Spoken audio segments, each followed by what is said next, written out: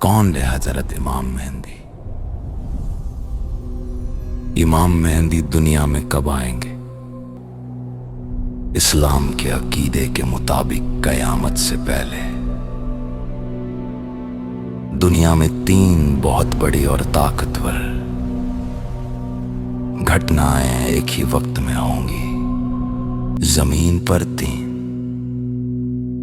ताकतें एक साथ उतरेंगी। हजरत ईसा अलैहिस्सलाम, हजरत इमाम मेहंदी। दज्जाल काना होगा, एक आंख से अंधा होगा। एक मशहूर हदीस में आता है, हर नबी ने अपनी उम्मत को दज्जाल के फितने से डराया है। हदीसों के मुताबिक दज्जाल का फितना इतना खतरनाक होगा कि वो लोगों को झूठे मोजजे दिखाकर धोखा देगा, जैसे मरे हुए को जिंदा करना,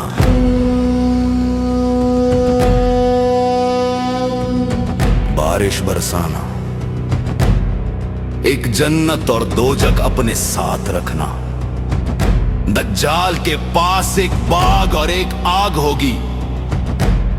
जो उसके झूठ को मानेगा वो उसे अपने बाग में डालेगा, जहां सब कुछ अच्छा लगेगा, और उसकी दोनों आंखों के बीच में काफा लिखा होगा, यानी काफिर और हर मोमिन उसे पढ़ लेगा, चाहे वो पढ़ा लिखा हो या नहीं। अफसोस, लाखों लोग उसकी बातों पर यकीन कर लेंगे, लेकिन सच्चे मोमिन जानेंगे ये सब एक बड़ा फरेब है।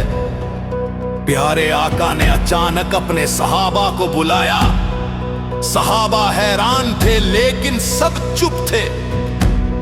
आज मेरे पास तमीम अदारी आ रहे हैं। उन्होंने मुझे एक ऐसी खबर सुनाई है। तमीमदारी ने मुझे बताया कि वो और उनके थीत साथी एक जहाज कश्ती में सफर कर रहे थे।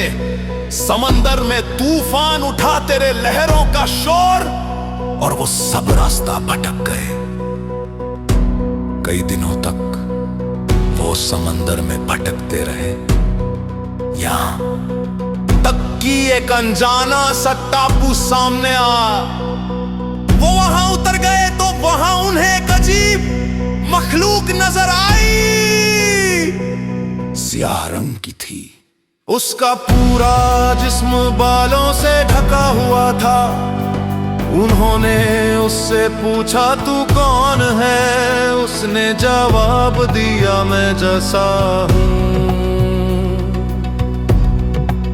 लेकिन उसने जवाब दिया, मैं ना तुम्हें कुछ बताऊंगा और ना ही तुमसे कुछ सुनूंगा। उस मखलूक ने हमसे कहा, उस बुतखाने इमारत में जाओ, वहां एक आदमी तुम्हारा इंतजार कर रहा है। वो तुम्हें सब कुछ बताएगा। हमने पूछा, कौन है वो? उसने बस इतना कहा, तुम खुद देख लोगे। फिर वो मखलूक तेजी से जंगल में गुम हो गई और हम सब डर और ताजुब के साथ उस इमारत की तरफ चल पड़े। दूर से वो इमारत वीरान और पुरानी लग रही थी, लेकिन अंदर जो था, जब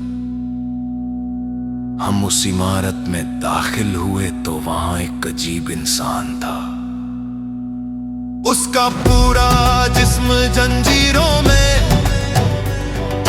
जकड़ा हुआ था, दोनों हाथ बंधे हुए, पैर जकड़े हुए, और गर्दन लोहे की पट्टियों में फंसी हुई थी। उसने हमें देखा और फिर पूछा, तुम कौन हो और कहां से आए हो? हमारे साथियों में से एक ने जवाब दिया, हम शाम सीरिया से आए हैं। उसने फिर कहा, मुझे अरब के बारे में बताओ। अरब में एक शख्स पैदा होना था, उसका क्या हुआ? हमने कहा हाँ वही शख्स अब जाहिर हो चुके हैं। लोगों को एक अल्लाह की तरफ बुलाते हैं। कुछ लोग उन्हें मानते हैं और कुछ उनका इनकार करते हैं। इतना सुनते ही उस कैदी का चेहरा सख्त हो गया। फिर एक और सवाल किया, मुझे बताओ जुगर जुगार के चश्मे का क्या हाल है? क्या वहां भी पानी है? क्या लोग उसकी खेती से फसल ले रहे हैं?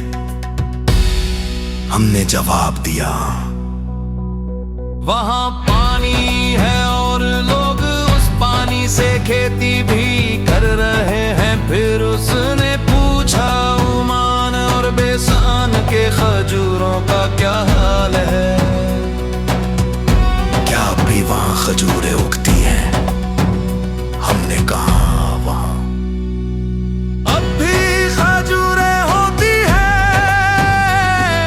ये सुनकर उसने 3 चीखें मारी। हम सब डर गए। फिर उसने गर्दन उठाई और भारी आवाज में कहा, मैं दज्जाल हूं, मैं बहुत जल्द आजाद हो जाऊंगा। फिर मैं इस पूरी दुनिया का चप्पा चप्पा घूमूंगा। कोई शहर नहीं बचेगा, कोई जमीन नहीं बचेगी जहां मैं ना पहुंचूं। मगर एक जगह है तैबा मदीना, मुझे वहां जाने की ताकत नहीं दी गई। वहां फरिश्तों का पहरा है। हमने उससे पूछा तू यहां कैसे पहुंचा? मुझे जंजीरों में जा डरने मेरा कोई आप इंसान नहीं था।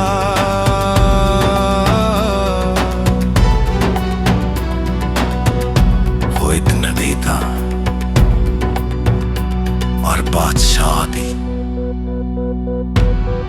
हजरत सुलेमान बज्जाल का कितने सबसे ऊंचे मुकाम पर बहुत जालेगा। उसी वक्त हजरत ईसा अलैहिस्सलाम आसमान से उतरे ने। वो इमाम मेहंदी दी साथ ने पर दज्जाल का पीछा करे ने और फिर किला की हलोत ने चादरों से कत्ल कर देने।